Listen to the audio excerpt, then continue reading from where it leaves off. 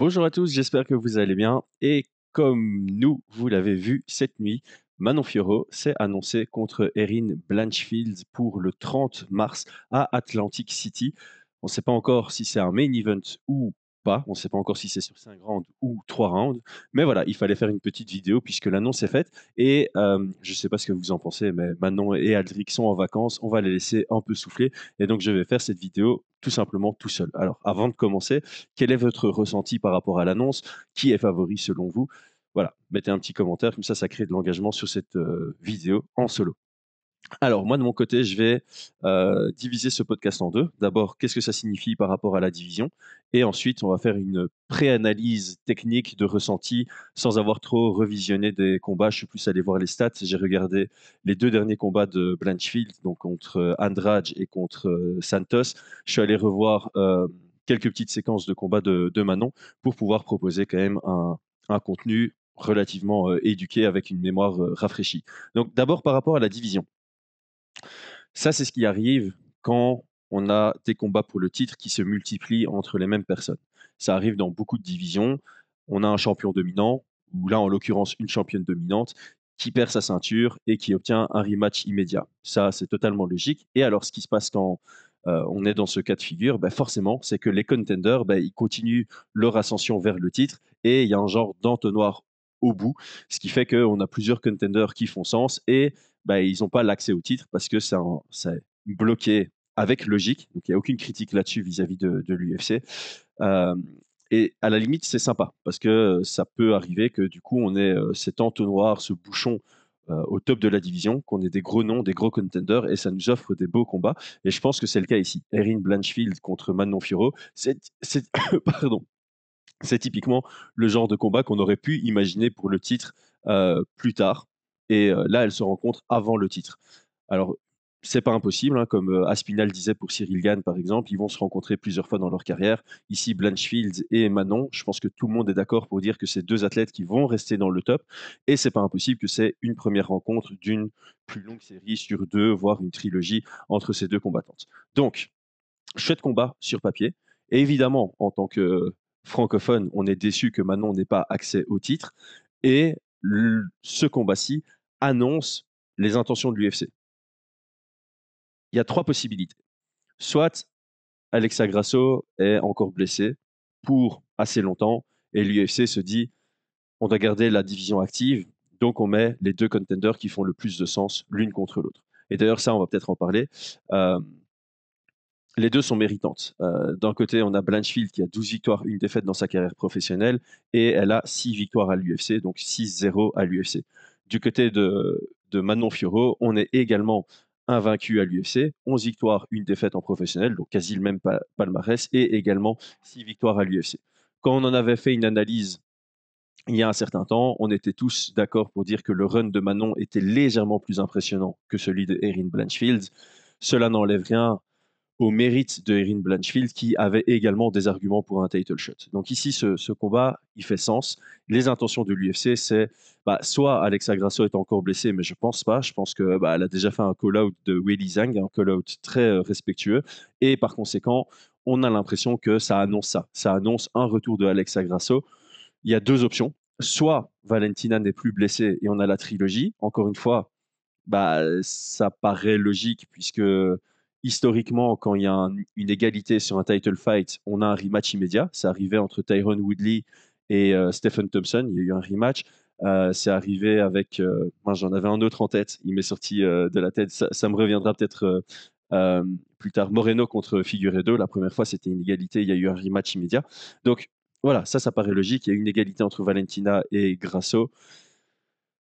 Le rematch fait son sens, évidemment, et ça bloque encore plus longtemps la division, puisque c'est une trilogie immédiate. Bref, maintenant, c'est ça que ma conclusion, c'est qu'on aura probablement Alexa Grasso contre Weili Zhang, peut-être à l'UFC 300, ou bien Alexa Grasso contre Valentina Shevchenko si les deux ne sont pas blessés.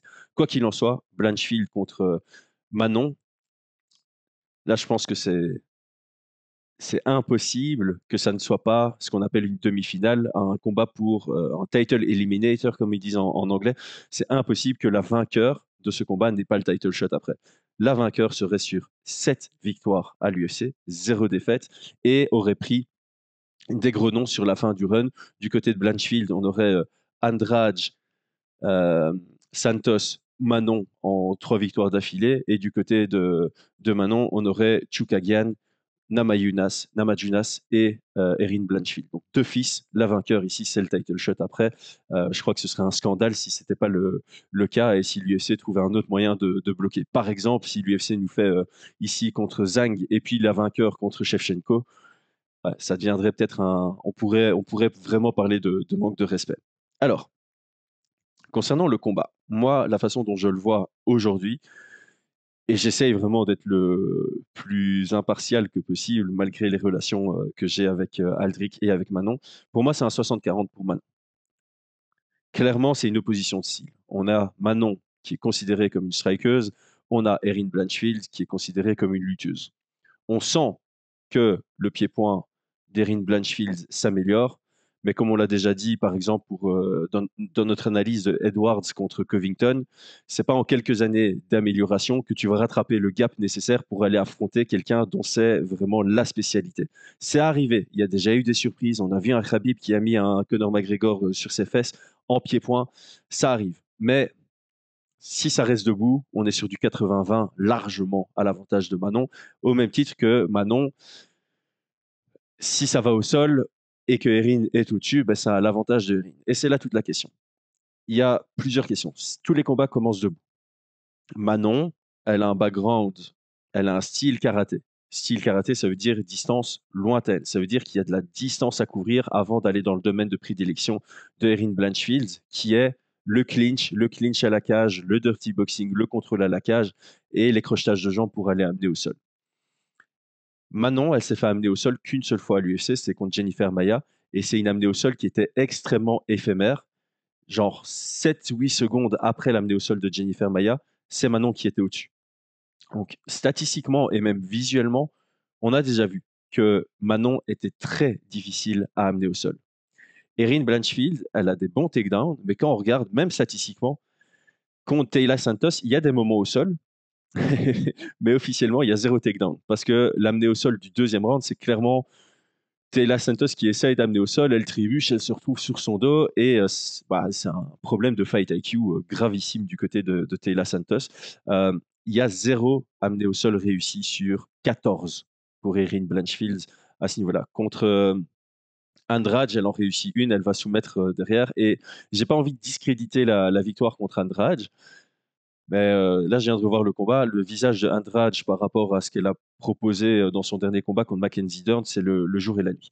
Donc, il y a vraiment cette notion de comment est-ce que Erin Blanchfield va casser la distance. Ça va être son premier challenge. Et une fois qu'elle a cassé la distance, elle doit amener ça au sol. Alors, moi, la crainte que j'ai pour Manon, c'est pas sur les amener au sol et le sol. C'est plus sur le contrôle à la cage. Là, je pense que Erin Blanchfield, elle a des ouvertures pour casser cette distance, pour venir contrôler à la cage. Je pense qu'elle aura du mal, beaucoup de mal à amener Manon au sol, mais il n'y a rien à faire. Si tu contrôles à la cage, que tu envoies quelques frappes, et Erin Blanchfield est quelqu'un qui est active dans son jeu au clinch à la cage, elle est capable d'aller décrocher une décision là-dessus. Du côté de Manon, je pense qu'elle doit faire preuve d'une grande lucidité dans ce combat. C'est un combat où elle va devoir faire preuve de maturité du début à la fin, de rester sur un game plan qui est safe, qui est sans risque, où on n'expose pas le dos, on n'expose pas les hanches, on surengage pas, on cherche la single attack, on cherche à toucher, sortir, on cherche à créer des angles pour désengager, on cherche à avoir de l'espace derrière soi. Donc c'est typiquement le genre de combat où en tant que fan, il ne faudra pas mettre la casquette violence. Il faudra mettre la casquette j'apprécie l'aspect stratégique des deux. D'un côté, c'est vraiment comment est-ce que je vais casser la distance et comment, une fois que j'ai cassé la distance, je maintiens ce contrôle le plus longtemps possible en mettant des frappes et en étant active. Ça, c'est pour Blanchfield. Du côté de Manon, c'est comment je fais en sorte de maintenir une distance lointaine, safe pour moi, et comment je fais pour attaquer sans m'exposer au jeu d'Erin Blanchfield. Comment est-ce que je fais pour attaquer, donc rentrer dans une zone plus rapprochée, toucher et ne pas laisser l'opportunité à Erin Blanchfield de venir me coller. C'est vraiment comme ça que ça va se passer. Donc pour moi, ça va être vraiment une bagarre intellectuelle où le fight IQ sera au cœur de ce combat. La lucidité aussi, il faudra faire preuve de patience. Il faudra, si le public commence à huer, il ne faudra pas se laisser emballer et commencer à accélérer. Je pense qu'un finish est possible, mais pas au début. Le début, c'est vraiment toucher, frustré et justement prendre les premiers rounds. J'espère que c'est sur 5 rounds. J'espère que c'est sur 5 rounds. Histoire qu'en prenant les 2 premiers rounds, par exemple, du côté de Manon, on ait une Erin Blanchfield qui perd patience, qui se dit: «Je dois absolument prendre ce troisième round» et qui commence à surengager, à s'exposer et là, il y aura des contres solides qui peuvent venir et je peux voir un finish dans le 3, 4 ou 5 pour Manon, par exemple. Du côté de Blanchfield, je pense qu'elle doit, clairement activer, mettre Manon sous pression, travailler à l'usure parce que c'est le jeu de Erin Blanchfield. Encore une fois, j'utilisais la stat, elle a réussi 0 takedown sur 14 contre Taylor Santos, mais en soi, c'est son jeu. C'est un peu comme Dvalishvili contre Peter Yan.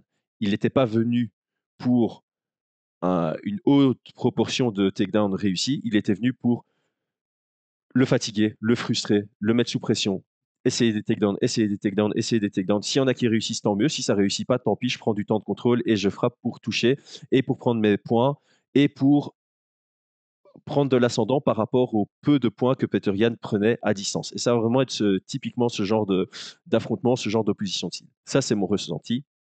J'attends le vôtre. Évidemment, on fera des analyses plus poussées à l'approche du combat. Bon, ce ne sera pas avec Aldric pour ne pas laisser d'informations, ce sera avec Brian.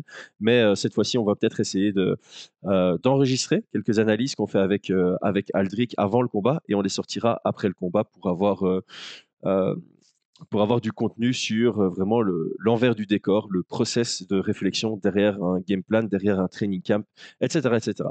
Les amis, belle journée, à très bientôt.